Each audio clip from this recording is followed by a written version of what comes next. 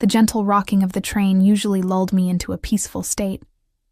But that night, exhaustion had dragged me under like quicksand. 3 consecutive night shifts at St. Mary's Hospital had left me hollow, my scrubs still faintly smelling of antiseptic and other people's pain. I remember checking my watch, 11:42 p.m., before my eyelids surrendered to gravity, my head finding support against the cold window as suburban Chicago blurred into darkness outside. I hadn't meant to fall asleep, not on the last train of the night, not when I lived in that part of town where streetlights flickered more than they shone, not when my tiny apartment waited for me, empty except for the stack of overdue bills on the kitchen counter. The memory fragments after that, the train's brakes squealing, someone saying my name, the weight of unfamiliar hands on my shoulders. Had I shown my ID to someone? Had I spoken? The gap in my memory gaped like an open wound. When consciousness returned, it arrived with the disorienting sensation of sinking into clouds. My body was cradled in softness so complete it felt alien. The sheets against my skin weren't the rough cotton I owned, but something that flowed like cool water. I breathed in and caught unfamiliar scents. Sandalwood, leather, and something sharper beneath, like metal or gunpowder. My eyes flew open. The ceiling above me stretched endlessly, pristine white with intricate crown molding framing the edges. Not my water-stained rental ceiling. Not any ceiling I recognized. Panic rose in my throat as I bolted upright, the silk sheets pooling around my waist. I wore a nightgown of pale blue silk that wasn't mine, delicate lace tracing the neckline. My nurse's uniform was nowhere to be seen. My fingertips trembled as they traced the unfamiliar fabric, wondering who had changed my clothes, whose hands had touched my unconscious body. That's when I saw it, catching the morning light that streamed through floor-to-ceiling windows. A ring on my left hand, a diamond so large it seemed to have its own gravity, flanked by sapphires that matched the blue of the nightgown. The weight of it felt foreign, threatening. "You're awake." The voice came from the doorway, low, smooth, with an accent I couldn't place, something Eastern European layered over perfect English. I turned toward it, and my breath caught in my throat. He stood like he owned not just the room, but the air inside it. Tall, broad-shouldered, dressed in a suit that probably cost more than my annual salary, dark hair swept back from a face that belonged on the cover of a magazine. Sharp cheekbones, strong jaw dusted with stubble, and eyes the color of smoke, but it was the stillness that radiated from him that made my skin prickle with warning. The careful, predatory stillness of someone who never needed to rush. Behind him, just visible in the hallway, stood a man with the unmistakable build of security, earpiece, impassive expression, and the telltale bulge of a weapon under his jacket. "Where am I?" My voice emerged as a whisper. "Who are you?" He stepped into the room, and I instinctively pulled the sheets higher. His eyes, cold, assessing, noticed the movement, and something like amusement flickered across his face. "My name is Alexei Volkov, and you, Elena Weaver, are in my home." He moved closer, each step measured and deliberate. "You don't remember last night?" "Last night? The train? The darkness? Nothing?" "No," I managed, my throat dry. "I don't know how I got here. I don't know why I'm wearing this." I raised my left hand, the diamond catching the light, throwing rainbows against the wall. "I don't know what this means." He sat on the edge of the bed, and the mattress barely dipped under his weight. This close, I could smell his cologne. Expensive, subtle, with notes of cedar and something darker beneath. His proximity sent electricity racing across my skin. "It means," he said softly, reaching out to touch the ring, his fingers brushing mine, "that you are under my protection now." Protection. The word held a weight that made my stomach clench. "I don't need protection," I said, pulling my hand away. "I need to go home. I have a shift at the hospital tonight." His smile never reached his eyes. "You no longer work at that hospital, Elena. I've arranged everything. Your resignation has been submitted. Your apartment has been cleared out. Your life, as it was, is over." The casual way he dismantled my existence sent ice through my veins. "You can't do that. That's kidnapping. That's illegal." "Is it kidnapping when you agreed? When you signed the papers yourself?" He reached into his jacket and pulled out a folded document, placing it beside me on the silk sheets. Your signature is quite distinctive. Those loops in your E's. I grabbed the paper, my hands shaking. There it was, a marriage license with my signature beside his. But I had no memory of signing anything. This isn't real, I whispered. I would never. You were quite emphatic about it, actually, he said, standing again. After I helped you off the train, after you told me about your father's debts. My father? The mention of him sent a fresh wave of confusion through me. Dad had died 6 months ago, leaving behind nothing but gambling debts I was slowly trying to pay off. What does my father have to do with this? Alexei's expression hardened slightly. Edward Weaver borrowed a significant sum from me 3 years ago. He lost it all at the tables, as expected. I've been watching you since then, waiting. Waiting for what? The question escaped before I could stop it. For you to finish your nursing degree. For you to establish yourself. I don't collect on debts aimlessly, Elena. He spoke as if explaining something simple to a child. I watched you work those double shifts. Watched you cry in your car between jobs. Watched you send money to cover your father's debts without understanding who truly owned them. Horror crawled up my spine as the implications settled over me. This stranger had been monitoring me, following me, for years. Those weren't his gambling debts I was paying. Some were. The most pressing ones belonged to me. He adjusted his cufflinks, platinum I noticed, with tiny diamonds catching the light. Last night, you fell asleep on the train. I happened to be there. You were vulnerable, alone. I brought you to safety. And dressed me in clothes I don't own? Put a ring on my finger I didn't choose? My voice rose, panic edging into it. That's not safety. That's business. He cut in, his voice cooling several degrees. Your father owed me $3 million, Elena. You can work as a nurse for 40 years and never come close to paying that. Or, he gestured to the room, to the ring. You can honor a different arrangement. The room seemed to tilt beneath me. $3 million. The number was astronomical, impossible. What kind of arrangement? I asked, though something deep in my gut already knew. Marriage. 1 year, minimum. You live here. Accompany me when required. Play the role of devoted wife. His eyes traveled over me, not lasciviously but calculatingly, as if assessing a possession. In return, your father's debt is erased. You'll want for nothing. And if I refuse, if I walk out that door right now? Something dangerous flickered in his gaze. The debt transfers fully to you. I'll take everything you have, which isn't much. Then I'll take what you don't have yet. Your future earnings, your professional license, any chance at a normal life.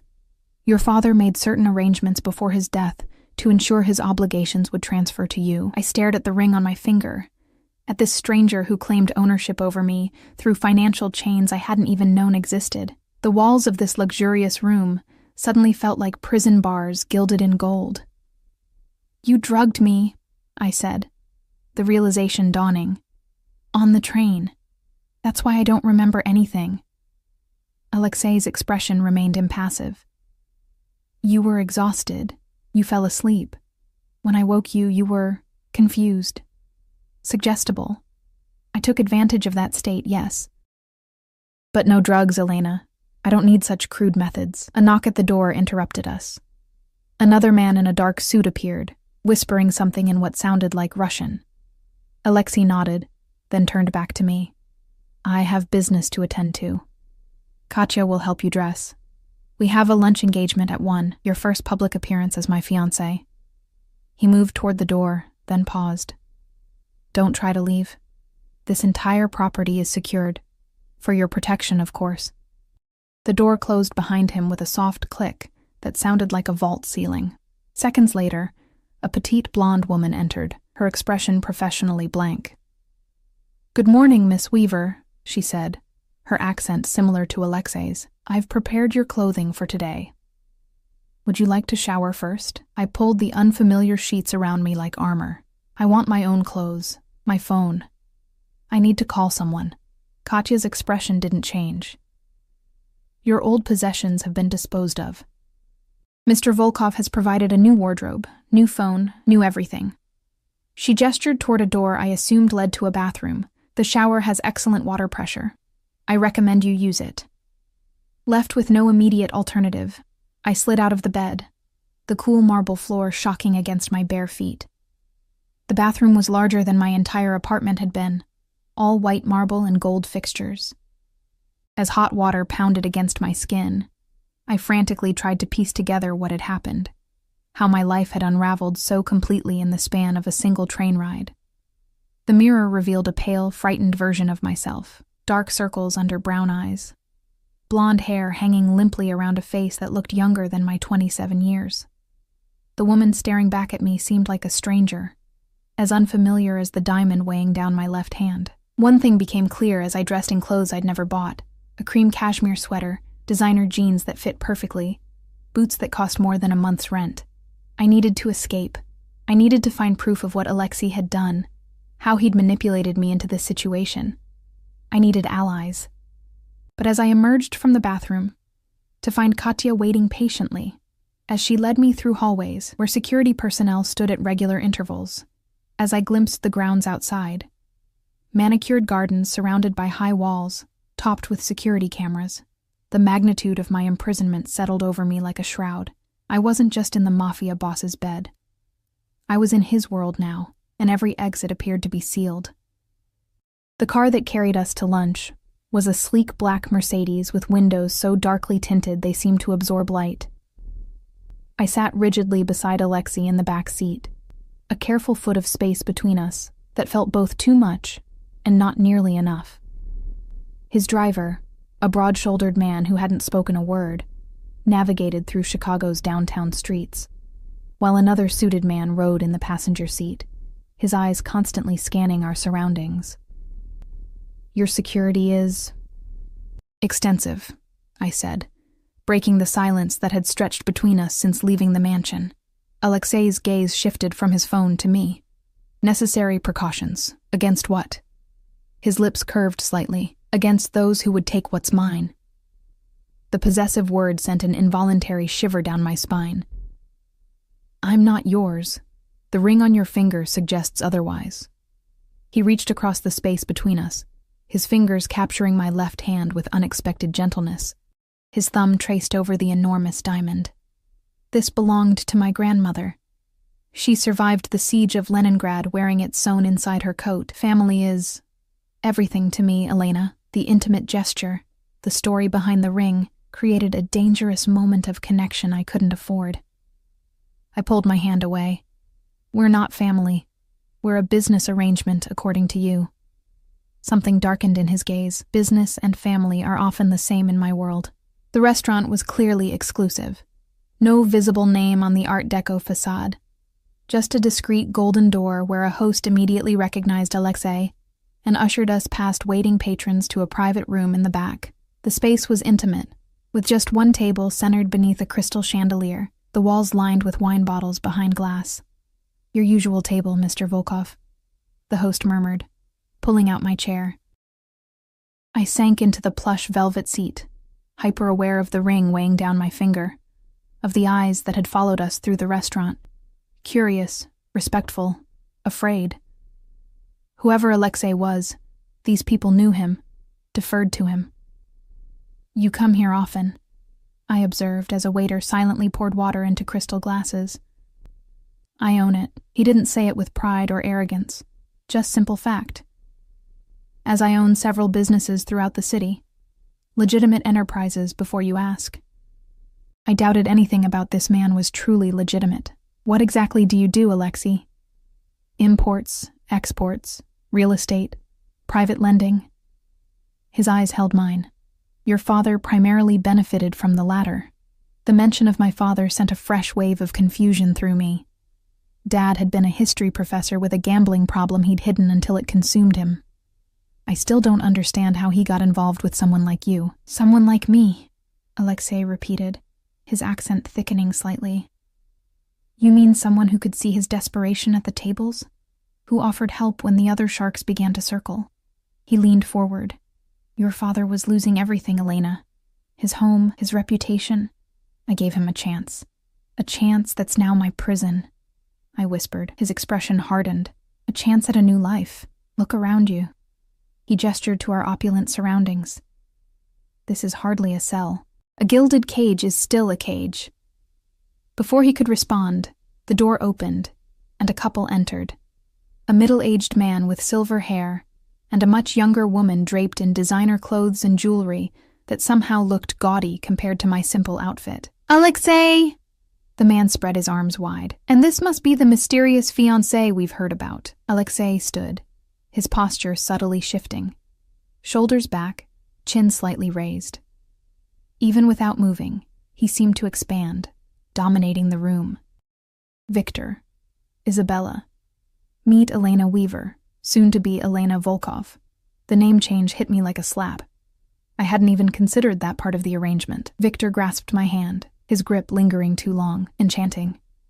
Where has Alexei been hiding such a beauty? She's been completing her nursing degree, Alexei answered smoothly, placing his hand on the small of my back. The touch was possessive, a clear message to Victor, whose eyes had been wandering lower than appropriate. Isabella gave me a cold once-over. A nurse? How charitable of you, Alexei. The implied insult was clear, but Alexei's hand pressed more firmly against my back, a silent command to stay calm. Intelligence and compassion are qualities I value, he replied, his tone light but edged with steel. Unlike some, I don't require constant entertainment. Isabella's face flushed, and Victor cleared his throat uncomfortably. Let's order, shall we? I'm starving. Throughout lunch, I observed the dynamic between these people. Victor deferred to Alexei in subtle ways, waiting for him to speak first, laughing too enthusiastically at his dry comments. Isabella alternated between fawning over Victor and sending me calculating glances.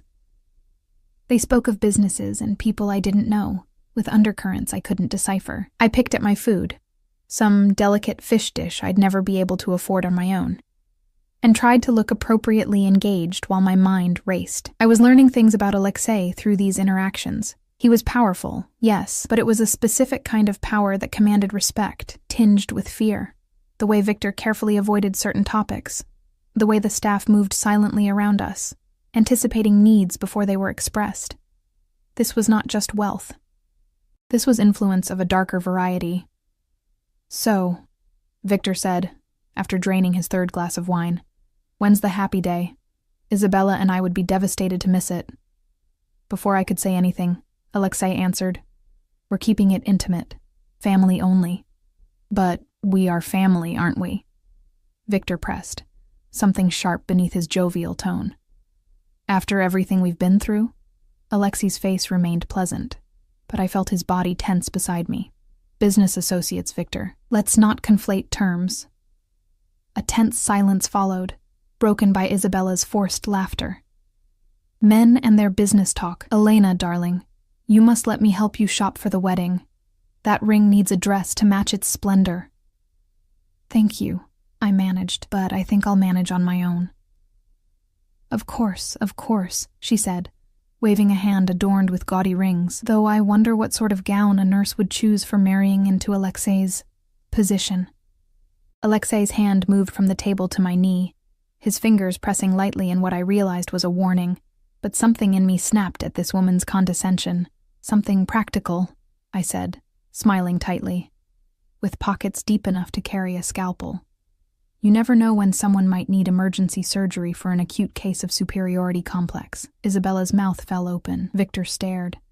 And Alexei, to my surprise, let out a genuine laugh, the sound rich and unexpected. This, he said to Victor, is why I chose her.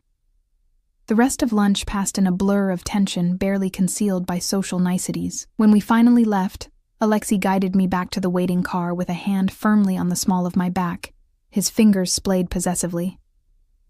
That was unwise, he said once we were inside, though his tone lacked real anger.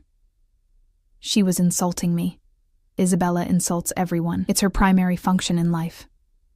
He studied me with new interest. You surprised me. I expected tears, not threats of impromptu surgery. I've worked hospital night shifts in Chicago for years. It takes more than a Botoxed socialite to intimidate me. I turned to face him fully. But you never answered Victor's question. When exactly is this supposed wedding happening? Alexei's expression grew serious. When I determine the timing is right, and until then, I just stay locked in your house, wearing your grandmother's ring, pretending I chose this? You did choose this, Elena. Last night, on that train platform, when I explained your father's debt, when I offered you a way out, his voice was calm, reasonable, making me doubt my own certainty. I don't remember making that choice, I insisted. I would never agree to marry a stranger, no matter what my father owed. You were exhausted, vulnerable, but you were coherent when you signed the papers. His gaze was steady, unwavering. I don't force unwilling women into marriage. That's not how I conduct business. Then let me go. Now. If this was truly my choice, then I should be free to unchoose it. The car slowed, and I realized we'd arrived back at his estate, a sprawling property I hadn't properly seen in daylight. The main house was an imposing stone structure, with manicured gardens surrounding it and a high wall encircling everything. Security cameras were visible at regular intervals along the perimeter. Alexei studied me for a long moment. 3 days, he finally said. Stay for 3 days. Get to know me, my world. If after that time you still wish to leave, I won't stop you. Hope flared in my chest, quickly tempered by suspicion, and my father's debt will remain. But I'll arrange a more conventional repayment plan. 3 days. I could endure 3 days in this gilded cage if it meant freedom afterward. All right. 3 days. His smile didn't reach his eyes. Excellent, then let me give you a proper tour of what will be your home. The estate was even more impressive inside than I'd glimpsed that morning. Room after room of museum-quality art and antiques, a library with floor-to-ceiling bookshelves, a kitchen where a private chef prepared our meals. Security personnel maintained a discreet presence throughout, and I noticed that certain doors remained locked, certain areas off-limits. My office is private, Alexei explained when we passed a heavy wooden door guarded by one of his men. Business matters require discretion. What kind of business requires armed guards inside your home? I asked. He merely smiled. The profitable kind. As evening approached, Alexei led me to a sitting room where a fire crackled in a marble fireplace. He poured 2 glasses of amber liquid from a crystal decanter, handing one to me before taking a seat opposite. You mentioned last night that you've been working double shifts to pay your father's debts, he said, swirling the liquid in his glass. That must have been exhausting. I took a small sip, the whiskey burning a path down my throat. I did what I had to do, and now? Now I'm here, aren't I? Trading one form of servitude for another. Something like genuine hurt flickered across his face. Is that how you see marriage? Servitude? Marriage is supposed to be a choice between equals. This, I gestured between us, whatever this is an equal. You hold all the power. He leaned forward, his eyes intense. Power is rarely equal, Elena. But that doesn't mean there can't be respect. Understanding. How can there be understanding when I don't even know who you really are? I set my glass down. The restaurant owner who keeps armed guards. The businessman with connections to Russian gambling debts. Who are you, Alexei Volkov? For a long moment, he was silent, studying me as if weighing a decision. Finally he spoke, his voice lower, more intimate. I come from a family that has, for generations, operated outside conventional laws when necessary. We protect our own. We honor our obligations.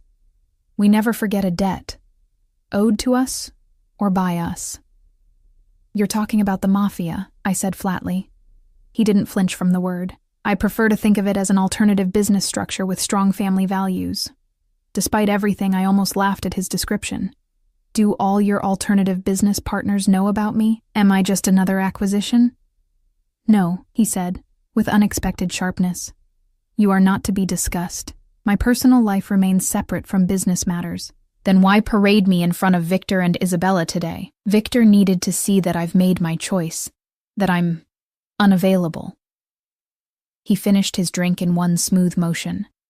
There have been attempts to forge alliances through marriage. I've rejected all such arrangements. Until me. Until you, he agreed, his gaze holding mine across the firelight. The daughter of the man who tried to cheat me, who now wears my family ring. There's a certain poetry to it, don't you think? I stood, suddenly needing distance from his intensity, from the strange magnetism he exuded. I think I'd like to rest before dinner. This has been overwhelming. Alexei rose as well, closer than I expected, of course. Katya will help you with anything you need. As if summoned, the blonde assistant appeared at the doorway. I moved to follow her, but Alexei caught my hand, his thumb brushing over the ring. One more thing, Elena. While you're here, while you wear this, his grip tightened slightly, you are, to the outside world, mine, my choice, my future wife. Remember that when we're in public. I pulled my hand away, ignoring the lingering warmth of his touch. For 3 days. Yes, he agreed, though something in his eyes suggested he believed otherwise. For 3 days. As Katya led me back through the labyrinthine hallways, I caught sight of myself in an ornate mirror. Designer clothes, diamond ring, pale face framed by hair that now fell in soft waves, thanks to the expensive products in Alexei's bathroom. I looked like a stranger, a woman playing dress-up in a life that wasn't hers. But somewhere beneath that reflection was still me, the girl who had worked her way through nursing school, who had faced down aggressive patients and condescending doctors, who had survived her father's death and the crushing weight of his secrets. That girl wasn't going to disappear inside Alexei Volkov's world, no matter how seductive its comforts might be. 3 days to find a way out, 3 days to discover what really happened that night on the train. 3 days to understand the man who claimed to own me, and why, despite everything, I couldn't quite bring myself to hate him. Sleep evaded me that night, despite the cloud-like mattress and silken sheets. I lay awake in the massive bedroom, not Alexei's, but a guest suite he'd assigned to me, until the wedding, listening to the occasional footsteps of security personnel patrolling the hallways. The ring felt heavy on my finger, a constant reminder of my bizarre situation. When dawn finally painted the sky in watercolor hues of pink and gold, I gave up on rest.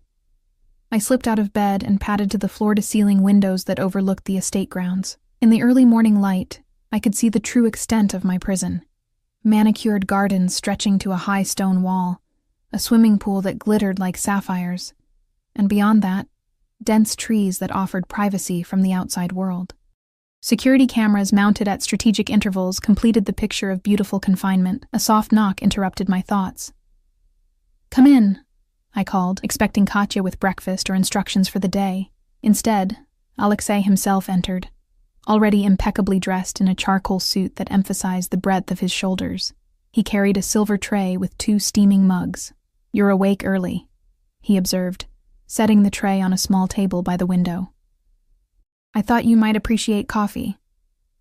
The domesticity of the gesture felt jarring coming from him. "Thank you," I said cautiously, accepting the mug he offered. The rich aroma of perfectly brewed coffee filled my senses.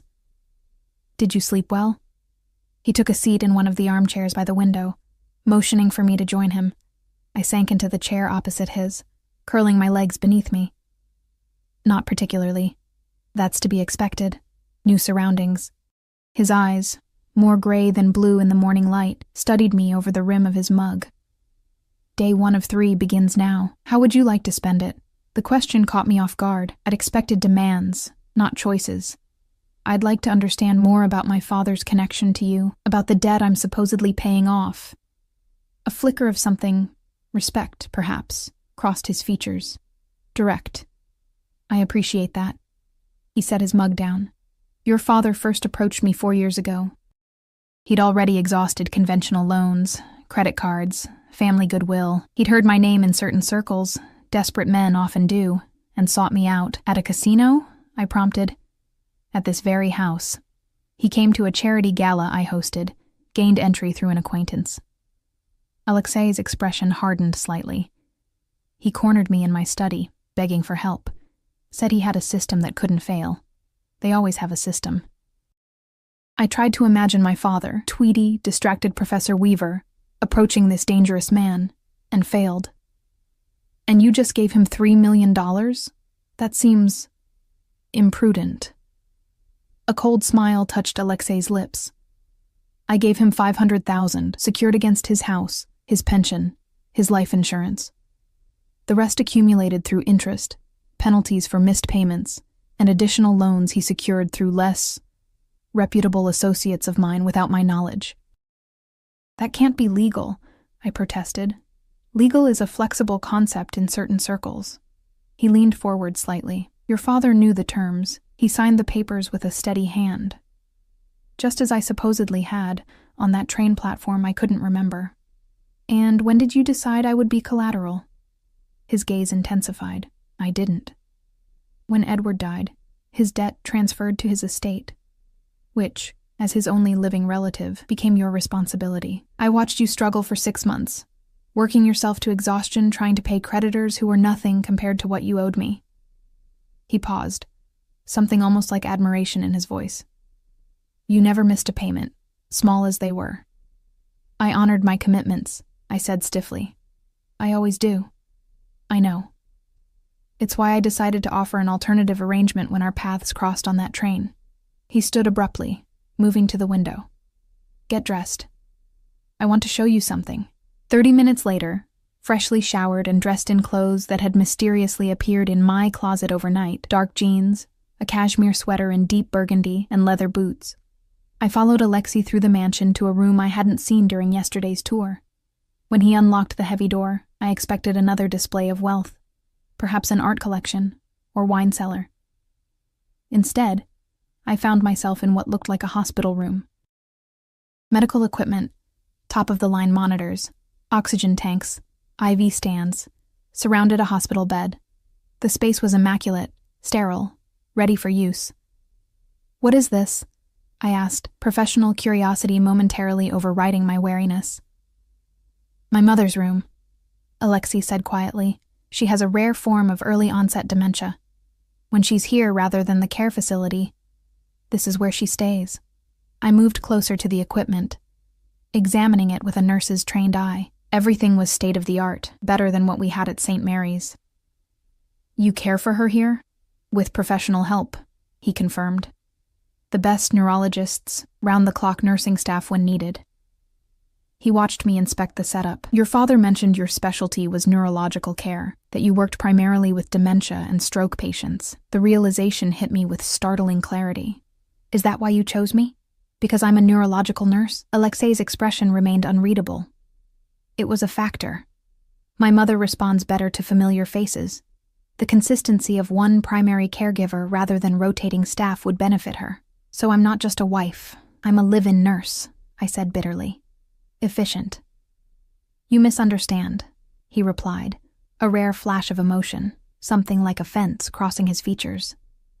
I would never expect you to serve as her nurse. But having someone in the house who understands her condition, who wouldn't be frightened or disturbed by its manifestations, that would be valuable. I looked around the room, seeing it through new eyes, the care that had gone into its preparation, the expense spared for nothing that might improve a patient's comfort. This didn't align with my image of a cold-blooded mafia boss. Where is she now? I asked. At Lakeside Care Center. I visit 3 times a week.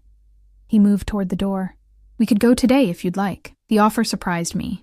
You'd take me outside the estate? A slight smile touched his lips. You're not a prisoner, Elena. You're my fiancé, as far as anyone knows. Where I go, you can go, with appropriate security, of course. The drive to the care facility took 40 minutes, during which Alexei received multiple phone calls that he took in rapid-fire Russian, his tone shifting from conversational to commanding, and back again. I pretended to watch the scenery while straining to understand any words that might give me insight into his business.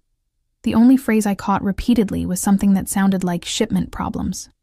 Lakeside Care Center looked more like a luxury resort than a medical facility, situated on sprawling grounds overlooking Lake Michigan, with architecture that blended modern efficiency with homey warmth. The staff greeted Alexei by name, with a deference that suggested his donations likely kept the place running. Mr. Volkov, the director said, hurrying to meet us in the lobby. We weren't expecting you until tomorrow. Change of plans, Dr. Hendricks, Alexei replied smoothly. I wanted my fiancé to meet my mother.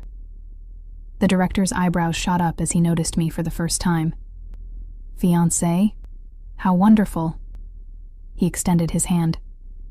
I'm Robert Hendricks, facility director and Mrs. Volkov's primary physician. Elena Weaver, I replied, shaking his hand. I'm a neurological nurse at St. Mary's. Or I was until recently. Elena will be joining my household permanently, Alexei explained, his hand finding the small of my back in what was becoming a familiar, possessive gesture. Well, this is certainly a surprise, Dr. Hendricks said, leading us down a sunlit corridor. Sophia has been having a good week. She was quite lucid yesterday when the physical therapist worked with her. Has she been sleeping? Alexei asked, his businesslike demeanor softening slightly with genuine concern.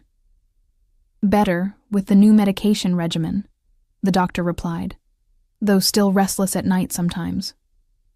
They continued discussing medication adjustments and therapy schedules with a level of detail that confirmed Alexei was deeply involved in his mother's care. It was the first truly humanizing glimpse I'd had of the man who claimed to own me. Sofia Volkova's private suite was decorated in soft blues and creams, with fresh flowers on every surface and large windows overlooking the lake. The woman herself was tiny in her wheelchair, fragile-looking with silver-streaked dark hair and the same striking gray-blue eyes as her son. Despite her illness, she carried herself with dignity, her posture regal even in weakness. Alyosha, she said when we entered, her accent much thicker than her son's. You bring me a visitor? Alexei knelt beside her wheelchair, taking her frail hand in his. When he spoke, his voice held a gentleness I hadn't heard before. Mama, this is Elena. She is going to be my wife. Sophia's intelligent eyes examined me, missing nothing despite her condition. Come closer, girl. Let me see you. I approached cautiously, feeling strangely nervous under her scrutiny. Your hands, she commanded, extending her own. I placed my hands in hers, surprised by the strength in her grip. She turned them over, examining the ring, then looking at my palms as if reading my future. A healer's hands, she declared, strong but gentle. She looked up at my face. You are afraid of my son. Heat rushed to my cheeks. It's all right. She interrupted with a wave of her hand. Most people are. Even when he was a little boy, so serious, so intense. Her gaze shifted to Alexei. But you're not just afraid. You're angry. I couldn't deny it. Yes. Sophia laughed, the sound unexpectedly musical. Good. He needs someone who won't cower. Too many do. She patted the chair beside her. Sit. Tell me how you met my difficult son. With Alexei watching, I gave a heavily edited version of our meeting, focusing on his rescue of me on the train and omitting any mention of debts or forced arrangements. Sophia listened attentively, occasionally glancing between her son and me with shrewd assessment. And you, Elena, what do you know of our family? She asked when I finished. Very little, I admitted. Alexei's father, my Mikhail. He was like him. Powerful. Feared. Her eyes grew distant. But at home, with me, with our son, he was different. Gentle. A man can wear many faces, you know. Mama, Alexei interrupted softly. Elena doesn't need a history lesson today. She needs truth, Sophia corrected sharply. If she is to be a Volkova. She turned back to me. Our family has enemies, Elena. Always has. Alexei learned young to protect what is his. Sometimes it makes him, how do Americans say, heavy-handed. I couldn't help a small smile at her diplomatic phrasing. That's one way to put it. But a man who loves deeply also protects fiercely, she continued, her gaze intense despite the occasional flicker of confusion that crossed her features. Remember this, when his ways seem harsh to you. When we left an hour later, after Sophia had begun to tire, I felt unsettled by the encounter. I'd expected to meet a frail, confused woman. Instead, I'd found a matriarch who, despite her illness, still commanded respect and saw far too clearly. Your mother is remarkable, I said as we walked back to the car. Yes, Alexei agreed simply. She always has been. She seems to think our engagement is real, I observed. You didn't tell her the truth. His expression hardened. My mother doesn't need to know about business arrangements. She sees what makes her happy, her son, finally settling down with a woman she approves of. And when these 3 days are over, when I leave, what will you tell her then? Alexei stopped walking, turning to face me fully. Are you so certain you will leave? The intensity of his gaze made my breath catch. I don't belong in your world, Alexei. You fit quite well today, he countered. With my mother, with the staff here. You didn't flinch from her condition or talk down to her as many do. That's my training, not evidence I should be your pretend wife. His hand reached up, brushing a strand of hair from my face with unexpected gentleness. Perhaps. Or perhaps there are places you belong that you haven't yet discovered. The touch, the words, sent an involuntary shiver through me that had nothing to do with fear. I stepped back, needing distance from his magnetic presence. 1 day down, 2 to go, I reminded him, and myself. His smile held a confidence that unnerved me. Indeed, and I have plans for tomorrow that may change your perspective further. As we drove back to the estate in silence, I found myself glancing at Alexei's profile. The strong jaw, the intense focus as he read emails on his phone. I'd seen a different side of him today with his mother. A side that complicated the simple narrative of captor and captive I'd constructed, and that, perhaps, was more dangerous than anything else about him. The second morning of my 3-day arrangement dawned with a gentle knock on my door. Katya entered with a tray of breakfast and a garment bag draped over her arm. Mr. Volkov requests that you join him at 9, she said, hanging the bag in the closet. You'll need to dress appropriately. I eyed the bag suspiciously. Where are we going? You have appointments in the city. Her expression remained professionally blank.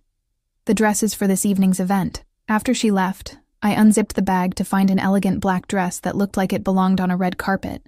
Sleek, simple in its lines, but unmistakably expensive, with a neckline that would showcase the diamond pendant that had mysteriously appeared on my dresser overnight. Another gift I hadn't asked for. Another invisible chain. Precisely at 9, I made my way downstairs in the casual but chic outfit I'd found laid out for me. Tailored black pants, a cream silk blouse, and a soft gray cashmere cardigan. Alexei waited in the foyer, speaking quietly to one of his security team. When he saw me, he dismissed the man with a nod and turned his full attention to me. You look rested, he observed. Better than yesterday. Amazing what accepting one's fate can do, I replied dryly. A slight smile touched his lips. Is that what you've done? Accepted your fate? For the next 48 hours, I glanced at my watch pointedly. Then we'll see. He offered his arm with old-world formality. Then let's make the most of those hours. The day that followed was nothing like I'd expected. Rather than another display of his criminal empire, Alexei took me to a series of appointments that felt surreally normal, a private fitting at a designer boutique where the staff fawned over Mr. Volkov's fiancé, a visit to a renowned jeweler to resize my ring. It was my grandmother's, Alexei explained to the beaming jeweler, maintaining our fiction. Lunch at a rooftop restaurant with views spanning the city. Throughout it all, his security team maintained a discreet but vigilant presence. One man always with us, others positioned strategically nearby, all connected by earpieces. Alexei himself seemed relaxed but watchful, his eyes constantly scanning our surroundings in a way I was beginning to recognize as habitual. You never fully relax, do you? I asked over dessert, a delicate chocolate confection I'd barely touched. He considered my question seriously. Not in public, no. Because of your business? Because of who I am. He took a sip of espresso. My father taught me early that letting down one's guard is a luxury our family can't afford. That sounds exhausting, I said, surprising myself with genuine sympathy. Something like appreciation flickered in his eyes. You get used to it. The vigilance becomes second nature. Is that why you built your fortress? To have somewhere you can actually relax? Partly. He studied me for a moment. You're very observant, Elena. I'm a nurse. Observation is part of the job. I set down my fork.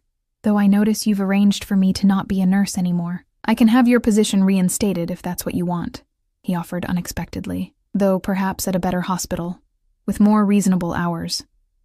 The offer caught me off guard. You'd let me continue working? Within certain parameters, yes. Security considerations would need to be addressed, but it could be arranged. I narrowed my eyes. Why would you do that? Because despite what you think, I don't wish to cage you, he said, his voice dropping to a more intimate register. I want a partner, not a prisoner. A partner in what exactly? I challenged. Your alternative business structure?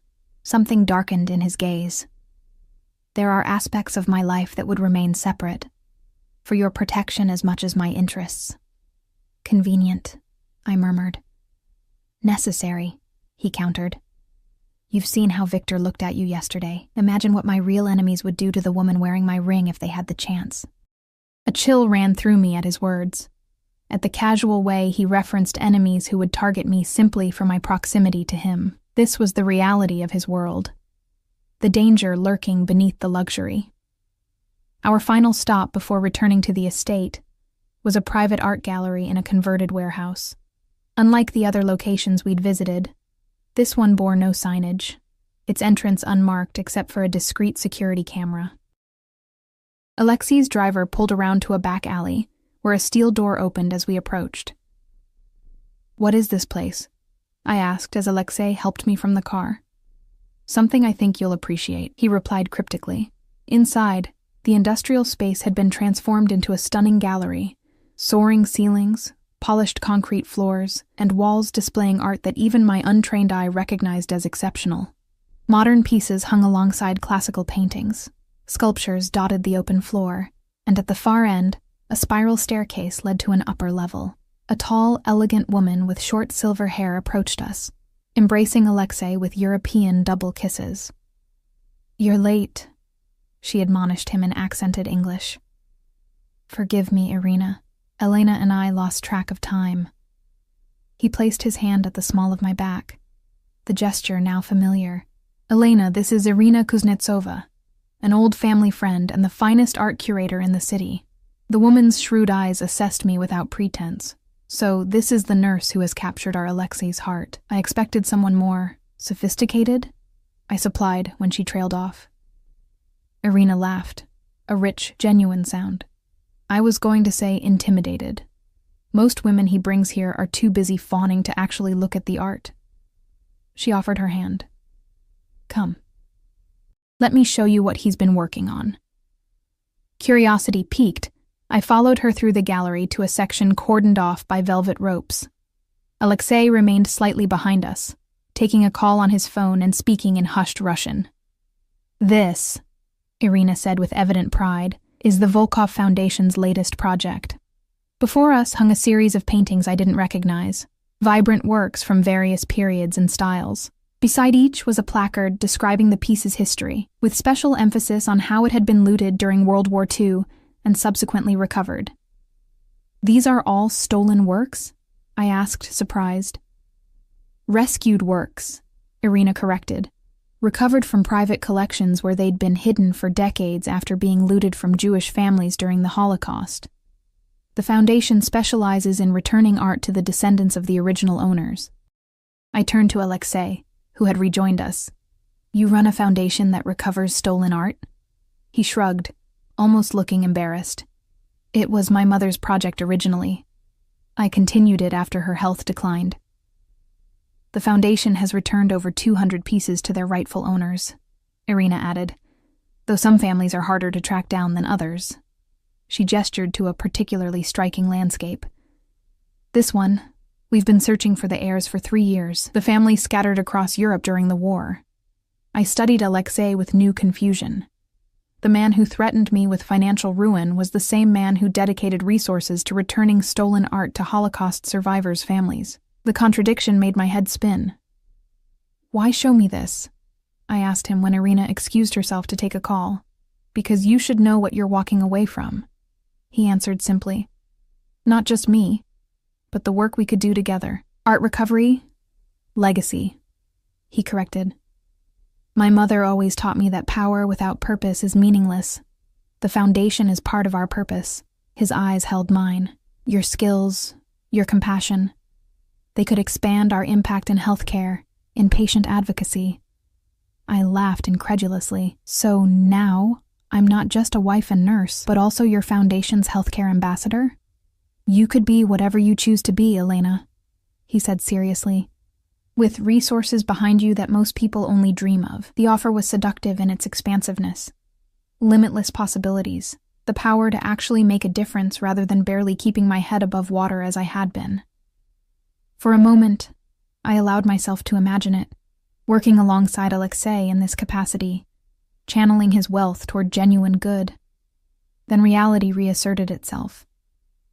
All it would cost is my freedom. His expression hardened slightly. Is it freedom to work endless shifts to pay debts you'll never clear? To exhaust yourself for a system that undervalues you? Sometimes, Elena, what we think of as freedom is merely a different kind of cage. Before I could respond, Irina returned with news that our car was waiting. The ride back to the estate passed in thoughtful silence, my mind wrestling with the contradictions Alexei presented. By the time we arrived, I had barely an hour to prepare for the evening event he'd mentioned.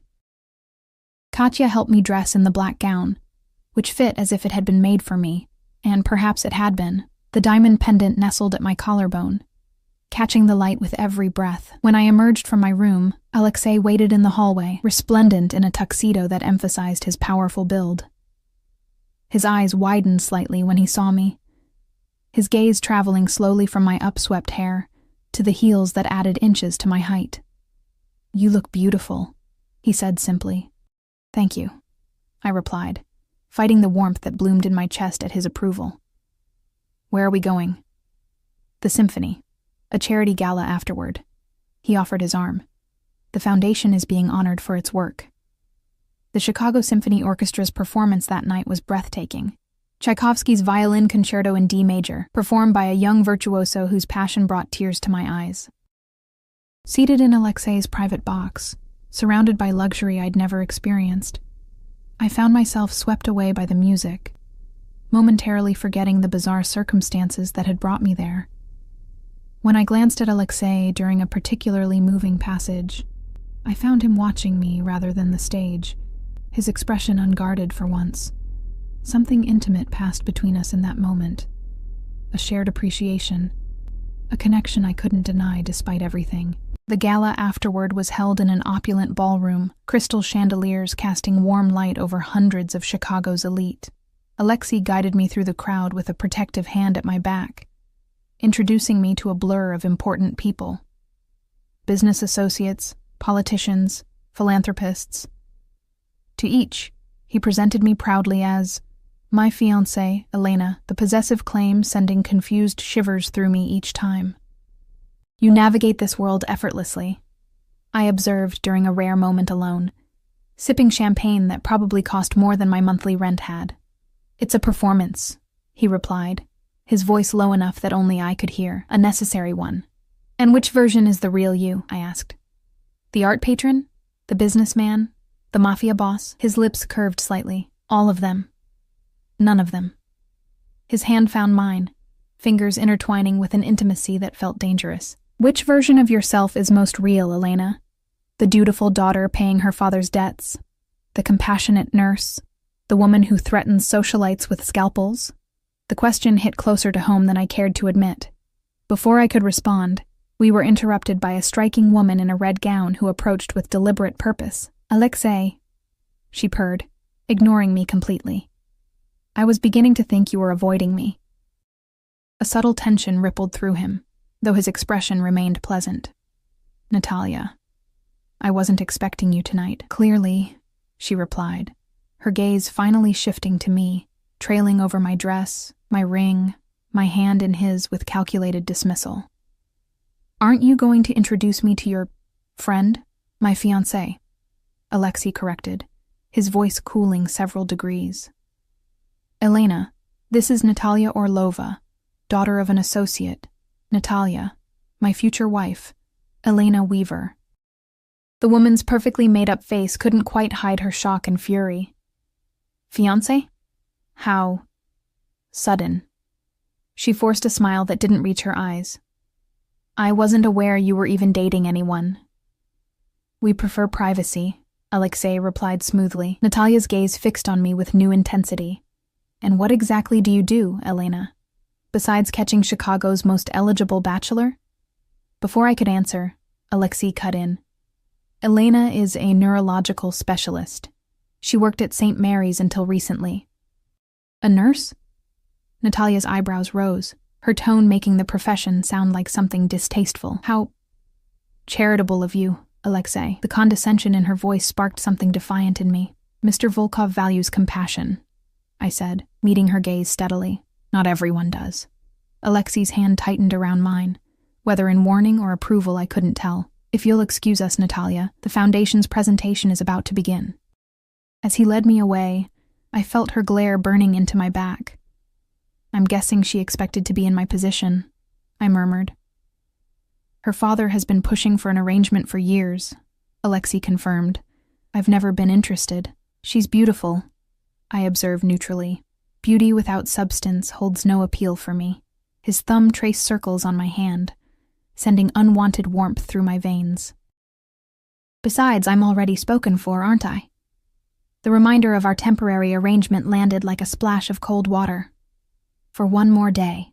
His eyes met mine, intense and unwavering. We'll see. The Foundation presentation passed in a blur, with Alexei delivering a brief speech that was surprisingly heartfelt about continuing his mother's legacy. When we finally left close to midnight, exhaustion had settled deep in my bones, the emotional whiplash of the day taking its toll. In the car, I found myself fighting to keep my eyes open. Alexei noticed, of course. He seemed to notice everything about me. Rest, he said softly. We're almost home. Home.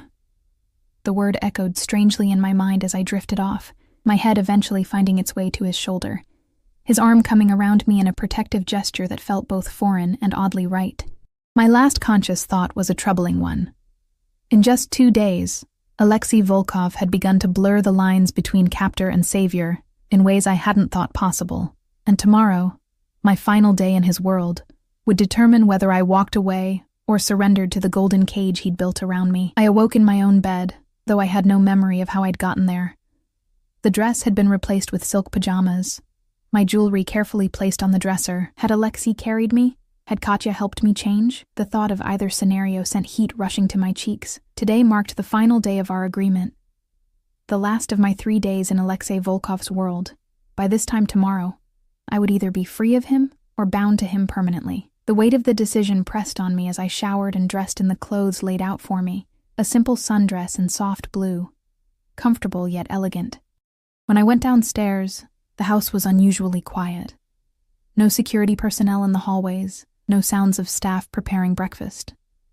I found my way to the kitchen, where a note waited on the counter in Alexei's bold handwriting. Gone to handle business. Back by noon. Make yourself at home. Make myself at home. The irony wasn't lost on me. Still, his absence offered an opportunity I couldn't ignore. A chance to search for answers about what really happened that night on the train. About the documents I supposedly signed. About Alexei himself. I moved cautiously through the mansion, alert for any remaining staff or security. The main floor seemed deserted, though I had no doubt cameras tracked my movements. I headed straight for the room I most wanted to explore, Alexei's study, the one room that had remained firmly off-limits during my stay. To my surprise, the door was unlocked, either a careless oversight or a deliberate test. I hesitated only briefly before pushing it open and stepping inside. The space was exactly what I'd expected. Masculine, imposing, with leather-bound books lining built-in shelves and a massive desk dominating the center of the room. Windows overlooked the back gardens, and a pair of leather chairs faced a small fireplace along one wall. Everything spoke of power and old money, from the antique globe in the corner to the oil paintings of stern-looking ancestors on the walls. I went straight to the desk, careful not to disturb anything as I searched for clues. The surface held little of interest. A leather blotter, an expensive pen set, a framed photo of a younger Alexei with his mother in what looked like Red Square. I tried the drawers, finding most locked, except one that contained routine business correspondence, nothing incriminating or revealing. A safe was built into the wall behind a painting, too obvious, and certainly beyond my ability to crack. Filing cabinets lined one wall, but they too were locked. Frustration mounted as I realized Alexei was too careful to leave sensitive information lying around, even in his supposedly secure sanctuary. As I turned to leave, something caught my eye. A small wooden box on a side table, intricately carved with what looked like the Volkov family crest.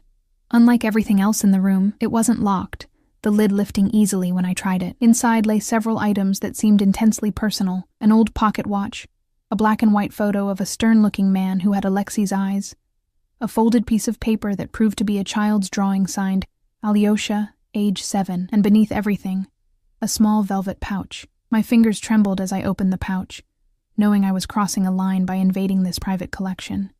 Inside was a small, worn photograph.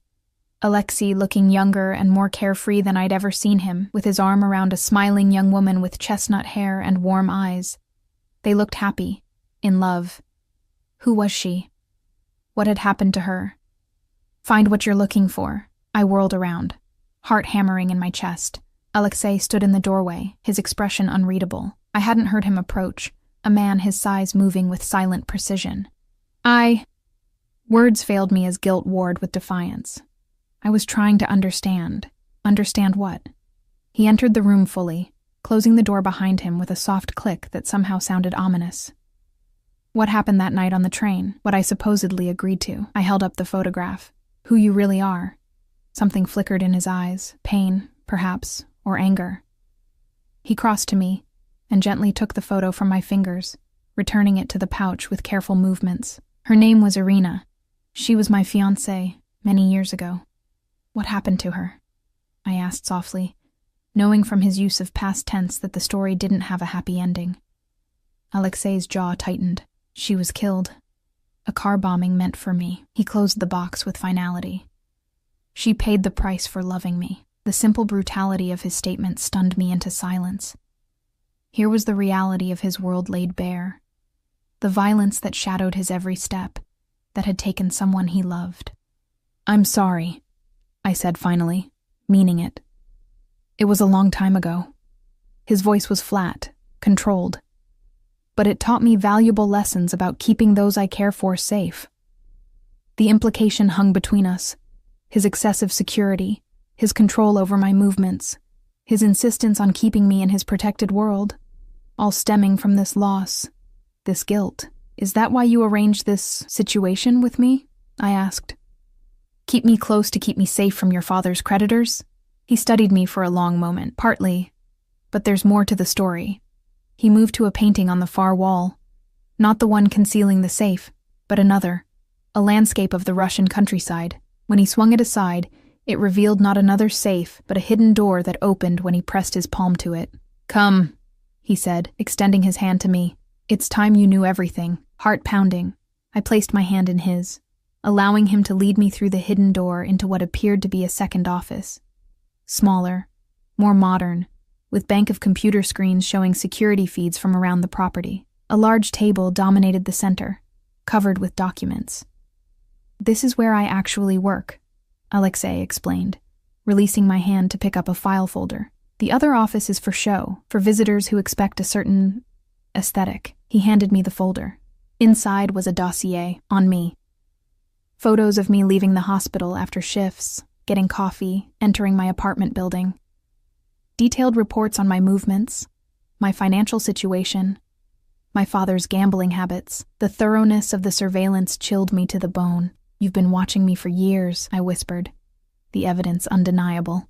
Yes. He made no attempt to deny or justify it. From the moment your father took that first loan. Why? Why this level of... I gestured to the thick file. This obsession? Alexei sighed, suddenly looking tired. It started as routine monitoring of a debtor's family. Standard procedure to ensure we had leverage if needed. He moved to one of the screens, pulling up an image that made my breath catch. Me, 3 years ago, running into a burning building. I remembered that day vividly. I'd been walking home from a shift when I passed an apartment building with smoke pouring from a second-floor window. Without thinking, I'd run inside to help an elderly woman who couldn't evacuate on her own. The local news had covered it briefly. Nursing student rescues, elderly woman from fire. I hadn't thought anyone had paid much attention. This, Alexei said softly, was the moment I became interested in more than your father's debt. Because I ran into a burning building? I asked, confused. Because you risked your life for a stranger without hesitation. His eyes met mine. Do you know how rare that quality is in my world? How valuable? I shook my head, trying to process what he was telling me. So you've been, what? Grooming me as a potential wife for 3 years? I've been watching you, he corrected. Learning who you are, waiting for the right moment to approach you. His expression darkened. Then your father died, leaving you drowning in his debts. Debts I could have called in immediately, ruined you completely. But you didn't, I said slowly. No. I waited. Watched you work yourself to exhaustion, trying to honor obligations that weren't yours. Something like admiration colored his voice. Your loyalty, even to a father who had betrayed your trust repeatedly, it was remarkable. It wasn't remarkable, I insisted. It was just right. In my experience, Elena, people rarely do what's right when it's difficult. He moved closer, his presence overwhelming in the confined space. That night on the train, it wasn't chance. I arranged to be there when you would be most vulnerable, most open to an alternative. A chill ran through me. You planned it all. Yes. No apology, no justification, just truth. Did you drug me? I demanded, needing to know. No, he said firmly. I would never. You were exhausted, barely conscious even before you fell asleep. When I woke you at your stop, you were disoriented, suggestible. I helped you off the train, explained your situation, offered my solution. His eyes held mine. You agreed, Elena. Not enthusiastically, perhaps, but consciously. Then you passed out again in my car from sheer exhaustion. I searched my memory, trying to find any fragment of this interaction. But the night remained a blank. I don't remember any of it. People often don't remember decisions made in states of extreme fatigue, he said. It's similar to the amnesia surgical patients sometimes experience after receiving sedatives. They can have entire conversations they later forget. As a nurse, I knew this was true. I'd seen patients have lucid conversations they had no memory of later. Still, the violation of it, the manipulation, made me feel ill. So what happens now? I asked, my voice barely above a whisper. Our 3 days are almost up. Alexei moved to the table, picking up another document, the marriage license I'd supposedly signed. Now I give you a real choice, with full information and a clear mind. He tore the paper in half, the sound shockingly loud in the quiet room. The original agreement is void. I stared at the torn document, stunned. What does that mean? It means you're free to leave, right now, with no obligations. He opened a drawer and removed an envelope, placing it on the table between us. Inside is documentation releasing you from your father's debt entirely, plus enough money to start over wherever you choose. New city, new job, new life. You'll never see or hear from me again. My hands shook as I reached for the envelope. Just like that?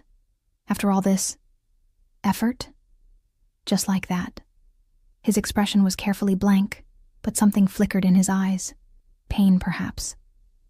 I want you, Elena, but not as a prisoner, not as someone who stays out of fear or obligation. I opened the envelope, verifying its contents, documents indeed releasing me from all debt, and a cashier's check with more zeros than I'd ever seen. Why? Why offer this now? Alexei's controlled facade cracked slightly, genuine emotion bleeding through. Because in these 3 days, I've seen the woman you truly are. Not just in files and surveillance photos, but up close. Your compassion with my mother, your strength with Natalia and Isabella, your curiosity about my work. He paused. You deserve a real choice. And if I choose to stay? The question surprised me as much as him. Something like hope flickered across his features before he controlled it. Then we start again, properly. No debts, no obligations, no pretense. Just 2 people learning if they can build something real together, with you still being who you are, I added. Still running your businesses. Yes, he acknowledged. I won't pretend to be something I'm not. My world has darkness in it, Elena. Danger. I can promise to keep it away from you as much as possible, but I can't change who I am or the legacy I was born into. The honesty was stark, unvarnished. For the first time since waking in his bed, wearing his ring, I felt like I was seeing the real Alexei Volkov, not just the Mafia boss, the businessman, or the devoted son, but all of them together. "I need some air," I said, the walls suddenly feeling too close. "I need to think." He nodded. "The gardens are secure." "Take all the time you need. I'll be in the main study when you've decided." The gardens were peaceful in the late afternoon sunlight, flowers releasing their fragrance into the warm air. I walked the stone paths, the envelope clutched in my hand, wrestling with the impossible choice before me. Freedom. A fresh start. Safety from the danger that shadowed Alexei's world, or a life with a man who had manipulated me, but also protected me, who had shown me glimpses of tenderness alongside his ruthless control, who ran criminal enterprises, but also returned stolen art to Holocaust survivors, who had watched me for years but was now giving me a genuine choice. As the sun began to set, casting long shadows across the manicured lawns, I made my decision. I found my way back to the main study, where Alexei stood by the window, his powerful frame silhouetted against the dying light. He turned as I entered, his expression guarded but his eyes betraying his tension. I crossed to him slowly, stopping just out of reach. "I have conditions," I said. Something like hope flickered in his gaze. "Name them." "I returned to nursing. Not full-time, perhaps, but I need my work. It's part of who I am." He nodded. "With appropriate security arrangements, yes. I want to be involved in the foundation. Expand it to include medical care for underserved communities." A smile touched his lips. "Done. My mother would approve. And I need honesty between us. Complete honesty." I held his gaze. "No more manipulations, no more secrets." This gave him pause. "There are aspects of my business that must remain. I don't need operational details," I clarified. "I need to know who you are, what you feel, what you want from me, all of it, not just the parts you think I can handle." He considered this, then nodded slowly. "I can give you that." I took a deep breath, my decision crystallizing with each passing moment. "One more thing. We start from the beginning. No engagement, no rushed timeline. We date, like normal people. We learn each other slowly." Alexei's smile was genuine now, reaching his eyes and transforming his severe features into something approaching tenderness. "I believe the traditional first step is dinner." "Dinner?" I agreed, surprising myself with a small smile in return. "Not as your possession or your salvation, but as two people seeing where this leads." He extended his hand, an invitation rather than a demand. After a moment's hesitation, I placed my palm against his, feeling the warmth of his skin, the strength in his fingers as they closed gently around mine. "To new beginnings," he said softly. As the last light of day filtered through the windows, casting us in golden hues, I realized I was stepping willingly into Alexei's world, with my eyes open, my mind clear, and my heart cautiously optimistic. The path ahead held no guarantees, only possibilities. Darkness and light intertwined, danger and protection, passion and power. I had woken up in the Mafia boss's bed 3 days ago, a ring on my finger and confusion in my mind. Now I stood before him by choice, the future unwritten but undeniably ours to shape together. "To new beginnings," I echoed, and took my first deliberate step toward him.